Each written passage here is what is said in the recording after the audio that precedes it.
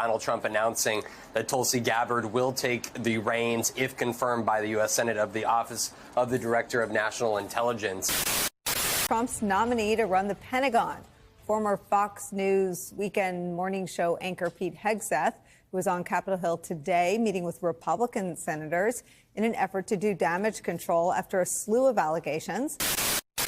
This is what I see happening is you get these people who say we're gonna go after Pete Hegseth, and then we're going to go after him, and we're going to chip away and chip away and chip away, and then get him to withdraw or get him to drop out, or go the way of Matt Gaetz and that nomination, and then they're going to move to the next person, whether it be Tulsi, whether it be Kash Patel, etc. And instead of going and looking at the actual qualifications, the role of this process, the advise and consent, as we've saw in the Constitution, it was never about this these ridiculous media nonsense. What it was about finding people who were the right for the job. And so when I see someone who can reform the Department of Defense, Pete Hegseth, of course, is on the top of my list because he's got the guts to actually go in there and start firing people, and I don't see that from a lot of others. Same token for Tulsi Gabbard. And why is it? What do they have in common?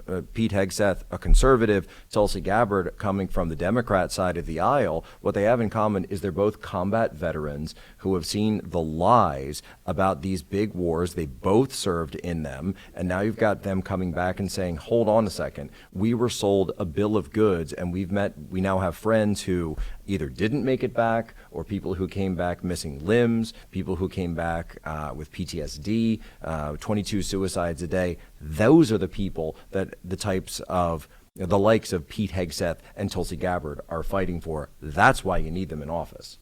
Jack, I think you're absolutely right. When you talk to people who are currently serving, they will tell you they're very excited about these nominations. They feel abandoned by the current leadership at the Pentagon between mandatory vaccinations and DEI. The condition of our fighting force has been decimated. Now you add to it all the money that we've sent to Ukraine, which leaves us under-equipped. We're in a dire situation. So these people, like Pete Hegseth, like Tulsi Gabbard, they represent real serious reform in an emergency situation. I mean, we're not in good shape. We could not, based on military experts that I respect, we could not wage a two-theater war right now. We could barely wage a one-theater war. Meanwhile, this administration keeps loping closer and closer and closer to World War III. So it's an emergency situation.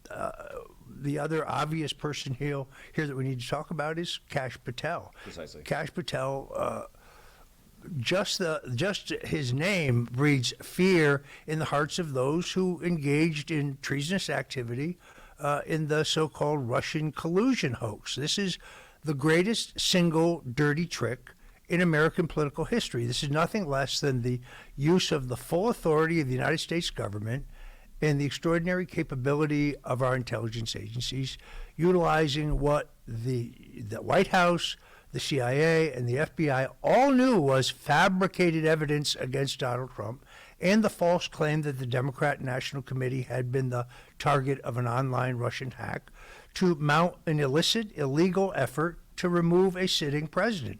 And those who engage in those activities, they know exactly who they are, but they know Kash Patel also knows exactly who they are. And Roger, so in Government Gangsters, in the great book that he put out and the documentary that he made, he has this list. It's just the index of the book where he said, these are the people who I've uncovered committing wrongdoing in the course of this investigation. And of course, people like Comey, people like McCabe, who was found to lack candor by the Department of Justice Inspector General, are listed, as well as a plethora of others who were involved in things like the Steele dossier, things like Orbis, things like these ridiculous firms that they put together to create this false narrative. And so the media runs around and says, oh, look, this guy has an enemies list. This guy has a list of people that he wants to go after. This is all about retribution. I said, no.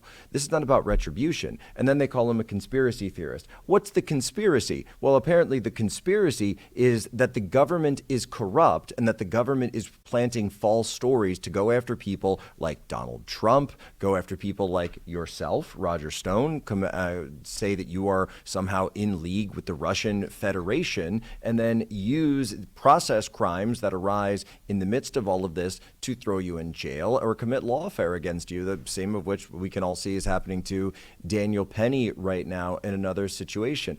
The system is completely out of control, and that's why you need someone like a Kash Patel. But Roger, beyond all that, the other thing that strikes fear in their hearts is that they know Kash Patel actually has the resume for this. Yeah, that's one of the most outrageous things to see Andrew McCabe. Now, interesting, here's a fun trivia fact.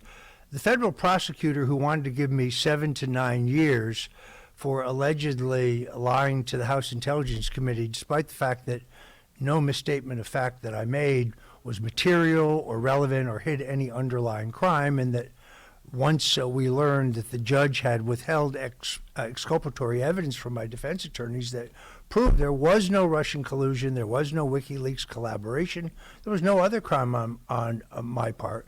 The prosecutor who wanted to give me 7 to 9 years is the exact same prosecutor who decided not to prosecute Andrew McCabe for the far more serious crime of leaking to the media the details of their investigation into President Donald Trump. So you see Andrew McCabe on CNN, and he's saying Kash Patel is not qualified to be FBI director.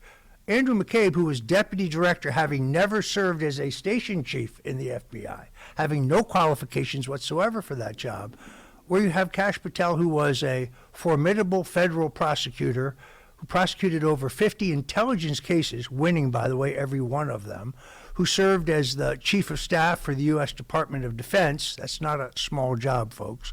Who served on the national security staff of President Donald Trump, who served as the chief counsel for the House Intelligence Committee, where he conducted the definitive investigation into the Russian collusion hoax.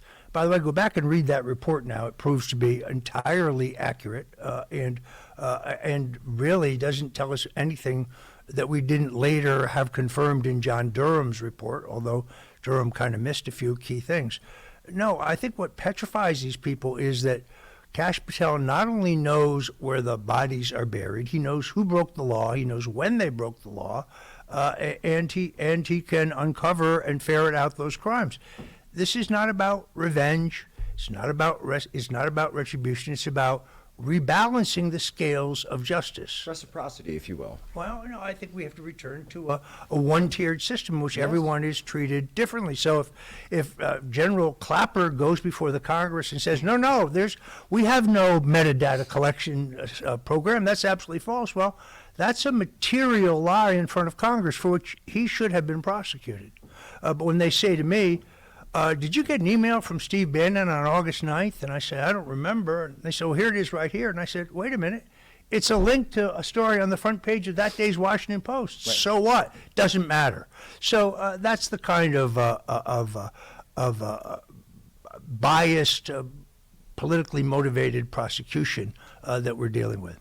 Oh, I remember every day of sitting in your trial and hearing these ridiculous arguments being made again and again by the prosecutors, none of which amounted to any material falsity whatsoever. And yet the prosecutor sat there and said it. The judge said, the judge absolutely just raking down, how dare you, how dare you not, lack of candor and all of these things, throw the book at you, how dare you come against us? Meanwhile, we're sitting down there and all of the problems of our country were still going on. And we realize this has been the fight all along. And Roger, you and so many others have put it out so succinctly. This is a DC uniparty duopoly that the MAGA movement, and that's why the MAGA movement requires people like a Pete Hegseth and a Tulsi Gabbard and a Kash Patel and an RFK Jr. to come in and shake things up, because that's what they do. They're known for being disruptors.